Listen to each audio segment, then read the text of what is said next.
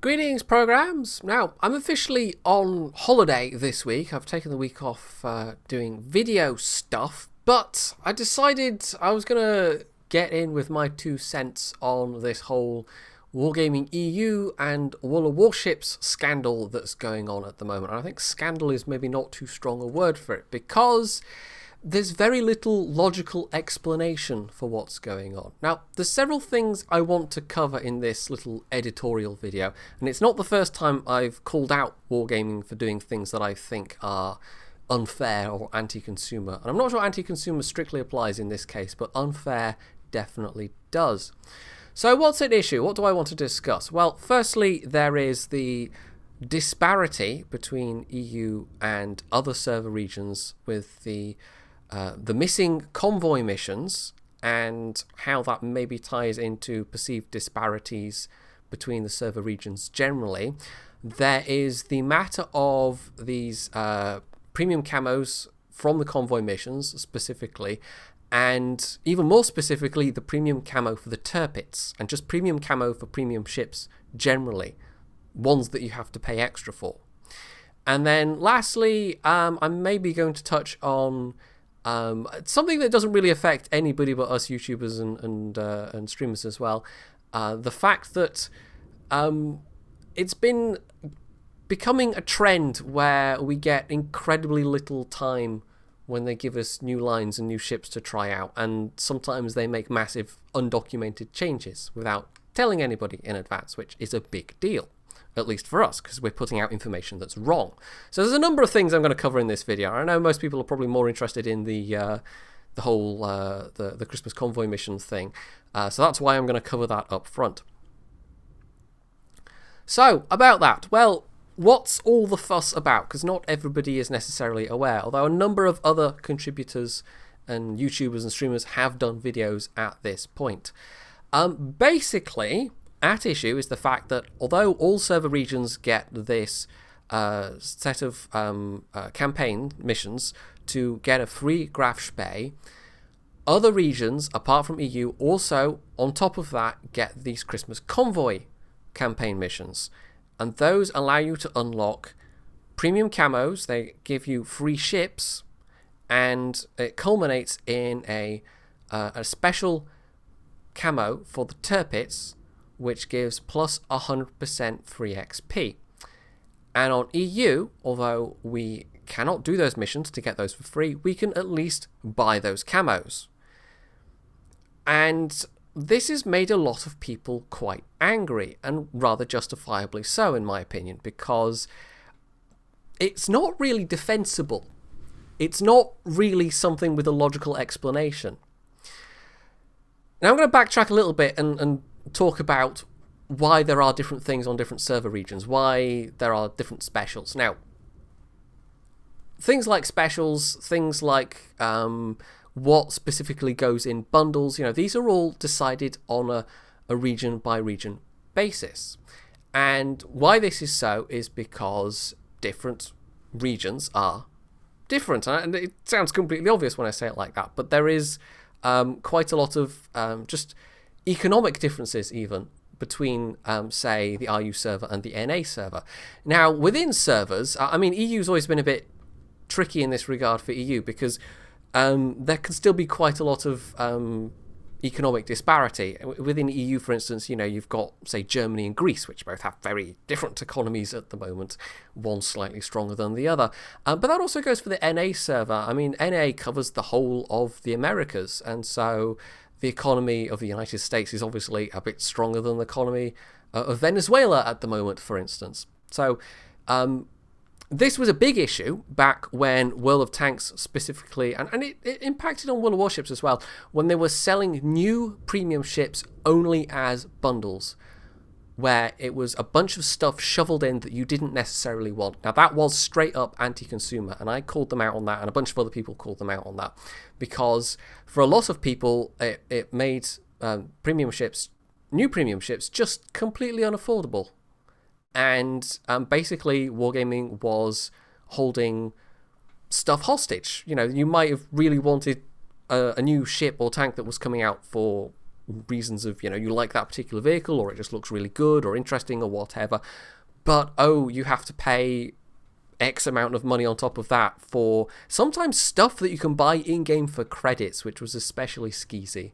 They were charging you real money for stuff you can buy in-game for credits. So, yeah, that was a big issue, and a lot of people took issue with that. But, Wargaming recanted on that. There was enough of an outcry from the community across all servers, I think, that they decided that was not a good plan, and so they rolled back that particular change. Now, I don't think this is quite in that same category, but I think once again we're coming down to the different demographics of different regions. And I think at issue here is the fact that EU for World of Warships is by far the biggest in terms of player numbers. And so other regions are, and I think, my knowledge of NA is probably more complete than other regions. I do play on the NA server a bit more with warships. But there's more leeway, I think, granted to those server regions to be generous, to try and pull in new players, or to get, friends to bring in, to get existing players to bring in friends is what I'm trying to say there. So with EU having a higher population overall, or the biggest population overall, perhaps there's a feeling that, okay, we don't have to be as generous with the EU server region.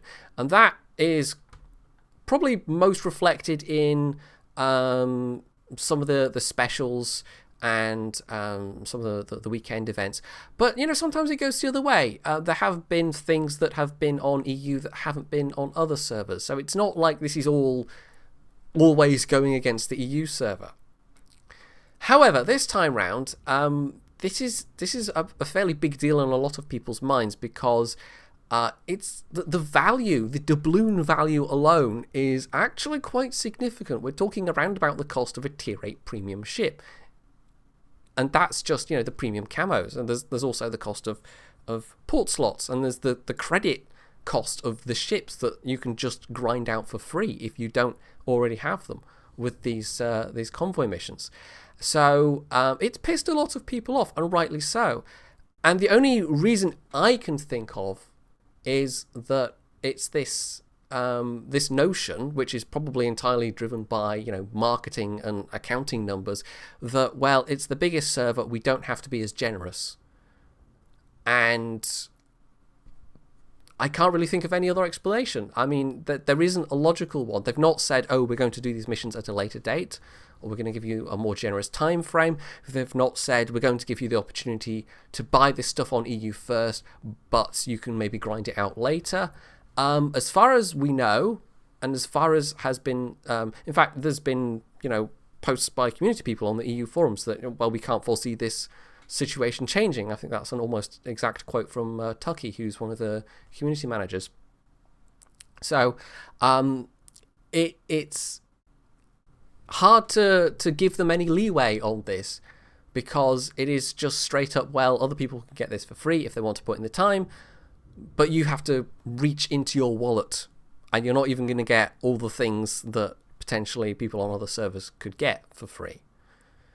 Now, Arun mentioned something interesting in his video, that with, and it was something he had picked up in conversation when he'd actually gone to the WG Fest event, that with the economy changes they've put in, with making the high tier economy a bit kinder, with things like the spotting and tanking damage being changed, that there are a lot more credits floating around in the game than there were previously.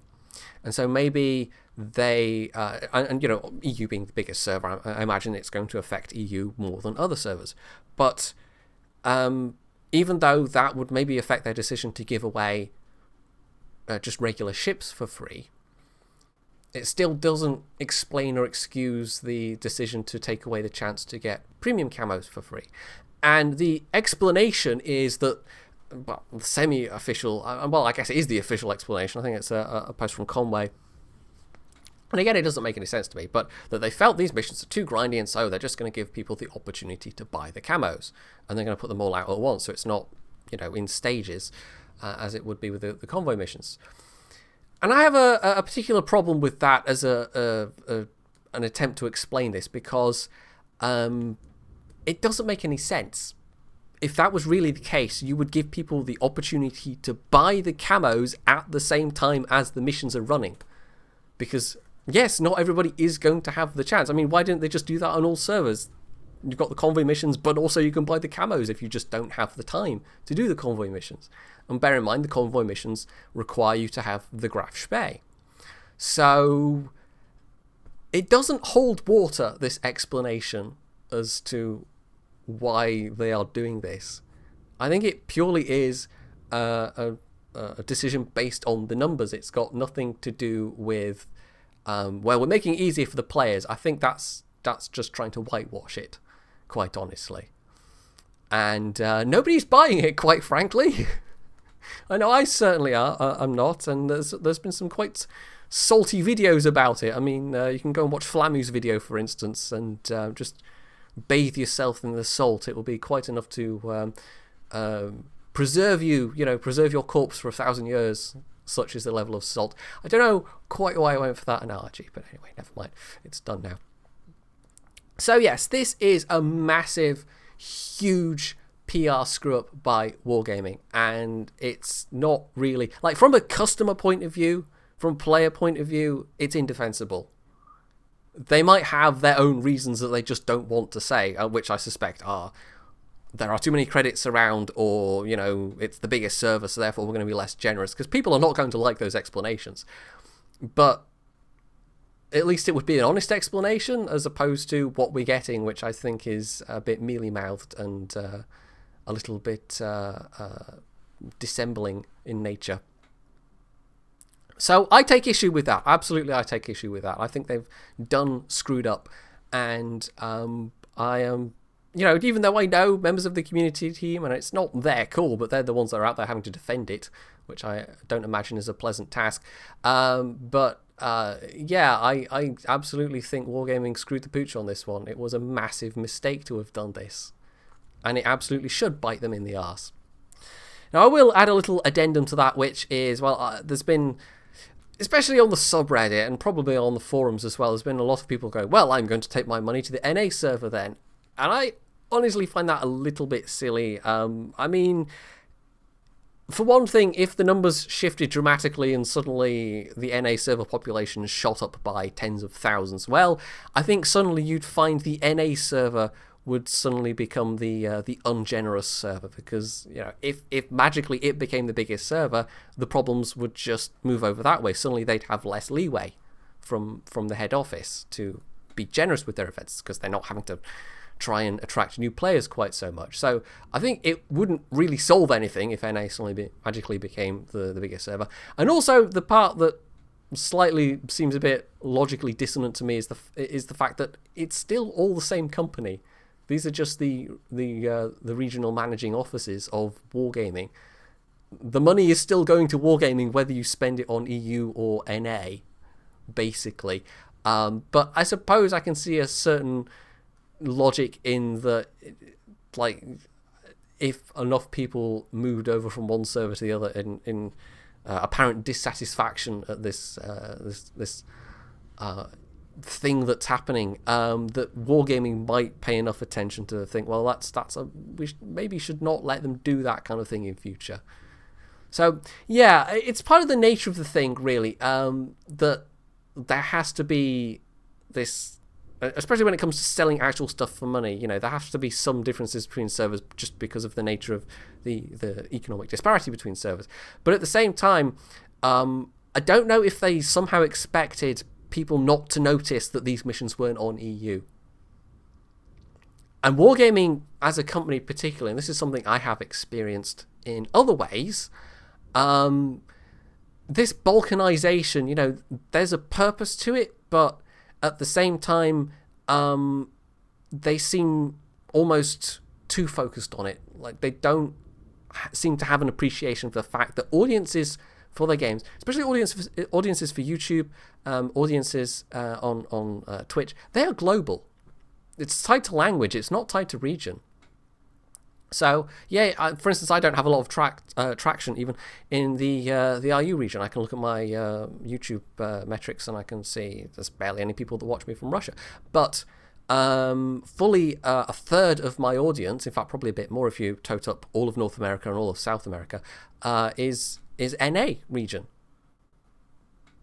And there's a significant minority of viewers in the SEA region who watch from, Australia and New Zealand and other places besides. So my audience is global, and it's really hard to sometimes get wargaming to acknowledge that fact that, people across all these English language speaking regions, and even across other regions where English might be a second language, they can go read what's on the other server regions' websites. They can talk to each other on cross server region boards like Reddit. They can find out what's going on other server regions really easily. This is not somehow a situation in which wargaming could reasonably expect people not to be aware of what's going on other server regions. So I think they absolutely need to take note of the fact that even though, yes, there might be solid marketing reasons sometimes for having different sales strategies, having different strategies in terms of stuff like this, to the extent of dramatically cutting out an entire campaign with quite a lot of free doubloons worth of stuff, there's no way they were going to get away with this. I don't know how they thought that people wouldn't notice and wouldn't get mad about it. It's just stupid. And I think it reflects at the heart that they do have this blind spot when it comes to realizing that people play all over the world and people talk to each other across the server regions, and sometimes people even play across server regions. People are going to notice. So it's just, I don't know, it's a bit of stupidity on Wargaming's part. So, on to the second thing, because I want to talk about several things. This is more concerned with premium camos for premium ships. Now, the Prince Eugen was the first. And if you have seen my video on the Prince Eugen, I was pretty iffy about the notion of selling a premium camo on top of a premium ship that you've already paid money for. And at issue here is the cost of premium camos. Now, on a regular ship, it's not cheap, especially at the higher tiers. It's definitely not cheap, but you're paying actual money for a credit-bought ship to, enhance said credit-bought ship. And I've actually done it with a couple of my high-tier ships. And with the Izumo in particular, you might think, well, the Izumo is not a particularly well-regarded battleship. Yeah, but I feel it was worth it because it got me to the Yamato that much quicker. And I actually kind of like the Izumo, to be honest. It's one I wanted to keep anyway, so the fact that it got me to the Yamato even quicker, and now it makes playing the Izumo cheaper, that's a bonus in my eyes. So I'm not inherently against premium camos, and even the cost of them, while it's expensive, if you decide in your mind it's worth it, then it may very well be. The tier 10 camos give, a minus 50% reduction to your repair costs? Something like that. So that's a pretty big deal. It's not like you're not getting nothing out of however many thousand doubloons it is for a tier 10 camo. But where I get iffy is selling those camos or selling extra camos for the same price on premium ships that you've already paid money for. Now, it was a really nice change when Wargaming brought in free permanent camos for premium ships, because they didn't always have them. If you're a newer player to the game, you might not realize this. So this is not a thing that's always been there. And so that was rather nice. You got the benefit of the dispersion bonus and the concealment bonus. And then they've further rolled out for the higher tier ships the fact that as you go up, you get a better and better cost reduction of taking those ships out. Or, well, actually, does that apply to the... No, some of them are different, actually. No, that's the regular ships that have those.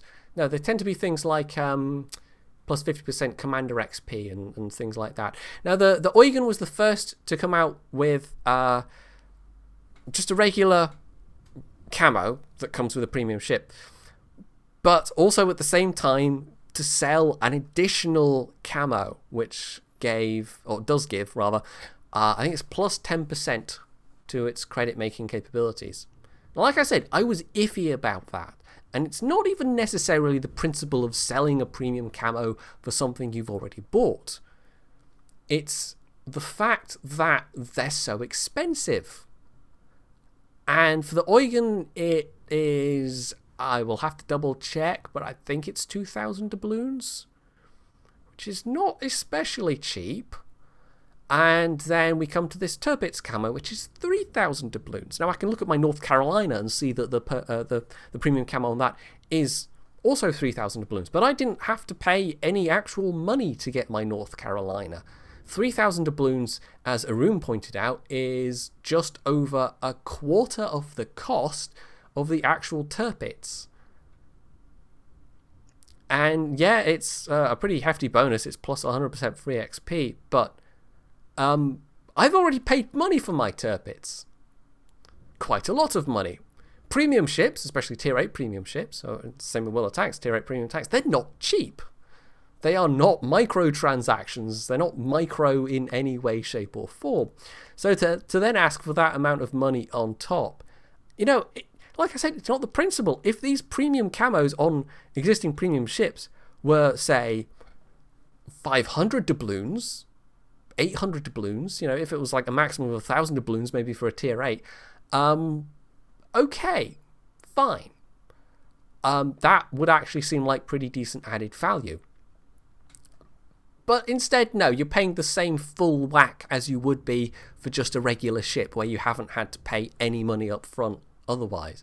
So at that point, that begins to feel like wargaming is starting to gouge me just a little bit. It's the same kind of nickel and diming that we saw creep in War Thunder, and I've played Ground Forces particularly since the closed beta in War Thunder. I don't play it very often. I disagree with a lot of Gaijin's monetization policies, but there was a lot of stuff that you used to be able to grind out just by unlocking certain requirements, or you'd get through missions, or just play X number of battles in this plane or this tank, or stuff you just got given for free without having to do anything, that you now have to pay actual money to get. And I really don't want to see wargaming go down that route, because it's not a good route. You never go full Gaijin wargaming, do you hear me? You never go full Gaijin. That is not a good way to expand your player base. In fact, it's a very good way to shrink your player base. So yes, I have an issue with that. Quite apart from the fact that these are all things you can get for free on other servers than EU, I have an issue just with the cost of that Tirpitz camo and the precedent it sets. Well, hell, it was the Eugen that set the precedent, but I fully now expect to see them rolling out special second camos for other premiums where, oh, by the way, you have to pay the same as if this was a regular credit bought ship for something that you already paid quite a lot of money for. I am not okay with that. Not at all. Lastly, a quick note on just the YouTube side of things, the streamer side of things. Earl made a comment in one of his videos. It wasn't his this Christmas video, but he touched on this subject. He's also done a video on the whole missions things. But yeah, there was a comment he made about that didn't directly relate, but it was about how they made this big change with the German destroyers in particular, and didn't tell anyone in advance. And I think his exact comment was along the lines of, I wish we were given the ships in their actual final intended state to test. And that's more or less what we get in World of Tanks. Now, the last major line to be put in was obviously the two Swedish tank lines. If you wanted to test those, you had to go on the test server. But to my knowledge, there weren't any major significant changes from the test server going live. The final version of the test server, I mean, between the first version of the test server and the second version of the test server, they did significantly change the stats of the the Swedish tank destroyers. It was kind of twofold, actually, because they changed the overmatch mechanic thing back to what it was, and they also they changed the nature of the siege mode, the buff that the siege mode gives, and quite how powerful it was. So they did make some changes, but these were known in advance before the patch came live. The German destroyers, on the other hand, they made a massive undocumented change that only became apparent once the patch went live. And so, Earl did raise a very good point. Why don't we, in warships, when we're getting these new things to test, have the ships in their actual final state as they are intended to go out live? And honestly, my take on it is just that, as far as warships goes, at least, far less so than World of Tanks, getting ships out to community contributors to actually showcase them in advance, quite apart from the ridiculously short deadlines we've been having. With the German destroyers, it was 2 or 3 hours notice that the embargo was going to lift. Good luck getting a video up in 3 hours, and oh, by the way, it would have been wrong anyway. It seems a bit ridiculous that we don't get given enough time. Like, even say a week would be fine, would be sufficient. But no, Wargaming, or more specifically the Leicester studio, it's an absolute afterthought. They do not build the time into this process. They don't sit down at any point along the way and think, okay, this is an entire line of ships, let's make sure people get them in the final state. No, it honestly feels like we are an absolute afterthought in this entire process. And it just ends up making the Warships dev team, the production team, look a bit half-assed, because we get these big changes. And sometimes these are, changes that can affect the entire playstyle of an entire line of ships, as has happened rather dramatically with the German destroyers. And there were a lot of people, well, a few anyway, that I know of, who actually retracted. They took down videos because they just were flat out wrong. And this has even happened to me in the past. And I mentioned it in the German destroyer video myself, the port review that I did.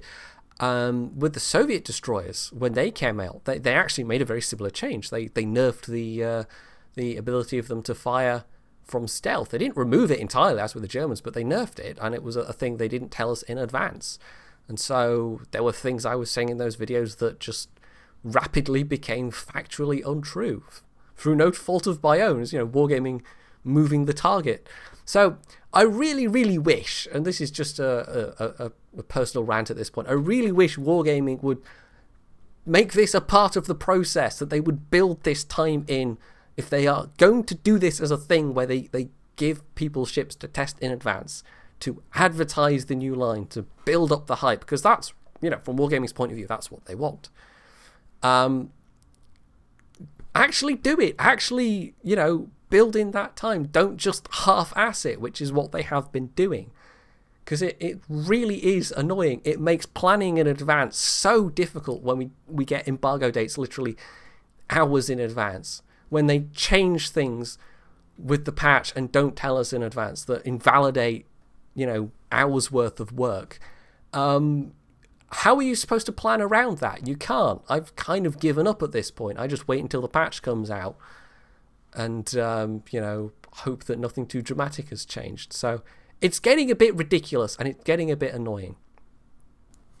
So there we are. This is actually ended up being a much longer video than I thought it would, but I do love the sound of my own voice, apparently, or at least I'm sure that's what Caption Guy would say.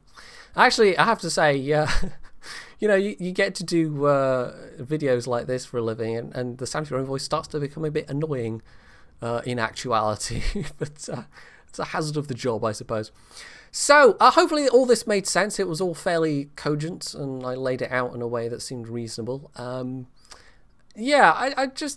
been meaning to do a video for a while on things I'm dissatisfied with warships anyway, but this was more of a behind-the-scenes thing rather than stuff that affects actual gameplay. But still, it's all relevant, I hope. So I'm going to round this off by saying, once again, Merry Christmas to you. A belated Merry Christmas at this point, but Merry Christmas nonetheless. I hope you had a good holiday wherever you are. and I shall see you in the new year. Will be the next time when I make put a video up. So yes, have a good one until then.